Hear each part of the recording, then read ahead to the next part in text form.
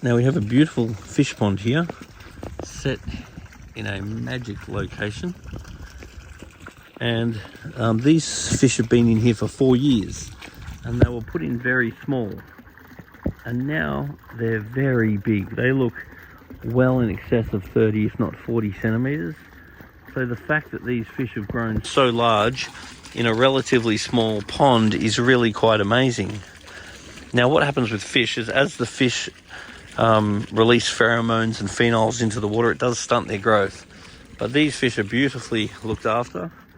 They're fed on good quality foods, and they're water changed very regularly. And water changing is really key. Now it's winter at the moment, it's very cold here. So the fact that they're not active and swimming all up the front here is very common, because in winter their metabolism slows right down and they're not so interested in feeding. You'll find the behavior of your fish in summer versus winter can really be quite amazing. And it's important to feed the fish more in summer. In winter, you barely have to feed them at all. Just watch their bellies, and you want to make sure that they've got a little bit of a belly going into winter, because their feeding will cut right back. Something that really upsets people with their fish ponds is they'll put fish in there and they absolutely fall in love with their fish, and the fish really become part of the family. But then, especially in a magical place like this, where the birds are absolutely loving life, then sometimes the birds will eat your fish. So what you can actually think about doing is you can get something like this, and this balcony guard releases sound that you can't hear at all. That's looking like it's a sensor, which may or may not turn off or on the sound. And that sound, which you can't hear, drives the birds away. And from what it appears, this is a really great way of avoiding nets and all that garbage that you normally put over the top of your pond to try and protect your beloved fish. Anyway, worth looking into. So we've just tested the water in this pond, and at the moment the pH is a little bit on the acid side. And the reason why this pH is a little bit acid is because it hasn't been getting the normal amount of attention. So normally this pond is water changed weekly, but it hasn't been water changed in over a month. So in that time, the water has deteriorated. And what we're seeing at the moment with the water tests is this one is your pH. So that's really quite acidic. So we really want that to be on the alkaline side for these fish. Now, this one is the ammonia, and the ammonia is a little bit green, so that's not a good thing. Because this pond has not had as much love as it normally is able to get, we've had a raise in ammonia. So if we see that one, there's the ammonia, and we want that yellow where it's a greeny colour. That's nitrite, that's okay. And that one's nitrate. That one's the nitrate. So nitrate's okay. And then our pH is too low. So because this pond has not had as much love as it normally gets, we have seen a deterioration in the water quality. Now, the way that we raise the pH is with this product here, but we want to be very careful, because when there's ammonia in the water, we definitely don't want to be raising the KH too quickly. Otherwise, it makes the ammonia more toxic. Now, the quality of your fish is always governed by the quality of your food and the quality of your water. Now, this pond here has an Awasa filter on it, which is a very good filter for this pond. And what's so wonderful about this Awasa filter is how easy it is to clean.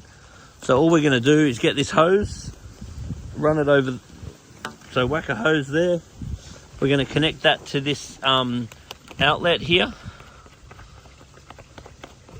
So then we switch it over to backwash here, and we pump on this, and then we check here to see how much dirt's coming out.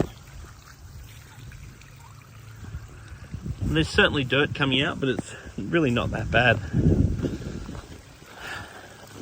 So we just pump on this handle.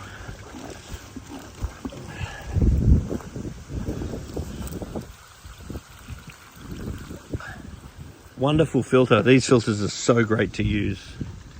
The other thing is you've got to make sure these UV sterilizers inside here, try and make sure they're replaced yearly. Every time that you do water tests, it's really important to retest it if you think you've got a strange reading. And I've retested it, and yeah, there is ammonia in the water.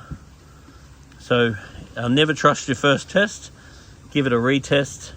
And because there's ammonia in the water, we're going to have to be a little bit careful how we raise the pH in this pond.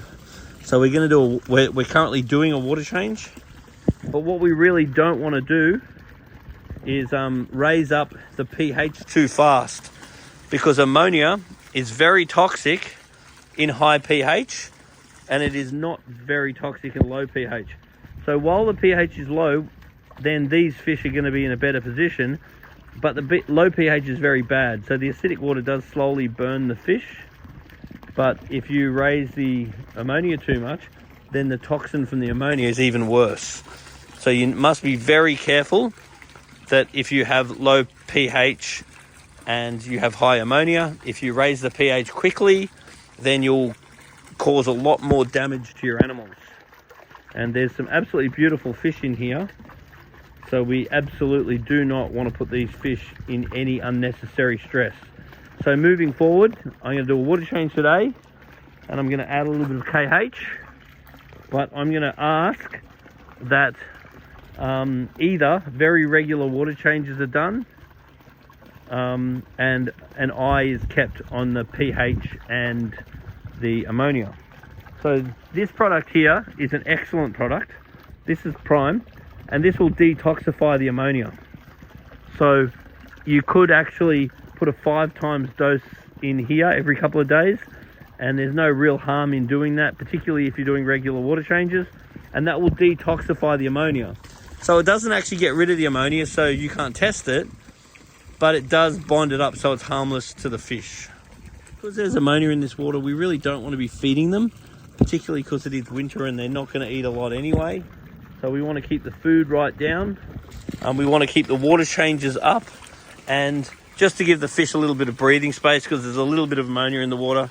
If we just put 10 caps of this in 2 or 3 times a week, just to give the fish some breathing space. And then we do need to be monitoring the pH and the ammonia until we get that sorted. So lots of water changes. The other thing too that would really help is we could get some marine pure balls, and I see there's a little pot here.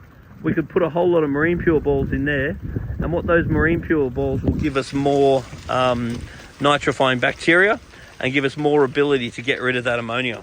Is going on here is the water isn't right now, just because the fish have not got the love that they normally do, and there is a bit of ammonia and low pH. Now, fish have very good immune systems, especially if fed on good foods. So when the water's not right, you've got a period of time to fix it. That's why water testing is very important, because if you test the water regularly and you pick up that the water's not right, while the fish have an immune system, you're able to fix the problem. If, on the other hand, you don't test this problem and you actually wait for the fish to start getting sick, then it's very hard to fix the problem because the fish's immune system is already gone. So regular testing is really the key. And then if you do see that the fish are not looking right, that's very bad, because you see that it's not right when their immune system is coming to an end. So you're much better off trying to fix it before the immune system goes down.